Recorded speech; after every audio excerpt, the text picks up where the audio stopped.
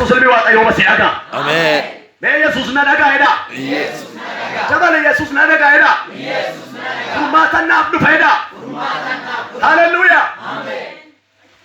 Itti baase ba'ee Eeliyaas itti dhaadate maqaa waaqa isaati. Sana booddee jarattiin ammallee dabaltee iyya cimaa iyyiti. Waaqa ishii dammaqsuuf in iyyiti. Ammallee sa'a booda aga galgalaatti itti dabalaniituma iyyaa turan. Garuu deebiin ammallee hin argamu. Galgala keessaa Eeliyaas ammas itti ba'e. Waaqni keessan homaa isinii dhaga'uu didee. Iyyitanii qaama keessan kukkuttanii waan baay'ees taatanii bakka waaqni keessan karaa deemuun oolu yookiin rafuun oolu dammaqsuu hin dandeenye amma darabeen kiyyaa waanni keessa furmaatan argamuu hin dandeenye. Durumaa Eeliyaas hin beekamu hin beeku. Hin beeka. Mee hin beekedha. Haleluuyaa. Waaqolee tolfamaa akka waaqessan hin beekamu hin beeku. Ahaabi maal jechaa ture? Situu rakkina Israa'elitti fide anaa miti.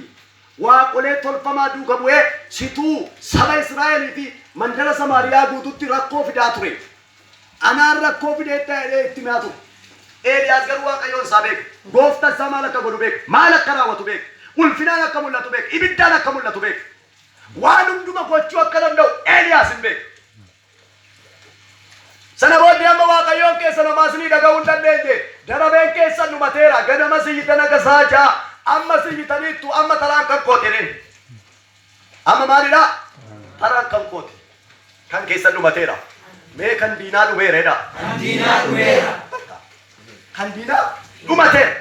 Waaqayyo diina kee waggaa 2000 dura samiirraa gad darbatee daaraa ishii godhe. Humni ishii daaraa. Waan daaratu siin boonu. Waan daaratu siin boonu. Waan daaratu jasitti baasa. Yoo maqaa gooftaatti dhoofte kan hurraa'uuf jirutu maqaa sitti dhaadha. Warroonni kun waaqa akkasii kana duuka bu'an. Waaqa akkasii kana duuka bu'an. Waan homaa gochuu hin dandeenye waan bututtu waan daaraa duuka bu'aniitu waaqayyo isa jiraataa wajjin wal dorgomu. Yaa dorgomanis garuu yaa deemanis garuu dhumni isaanii badiisaa kan kee garuu ulfina. Kan isaanii kolfaa kan kee garuu gammachuudha. Sana booddee Eeliyaas amma darabee kan kooti kan keessa fixattanii taraan kan kooti anatu tuntunnoo koo waaqa koof dhiyeessa. Sana booda waaqayyoottanii jedhe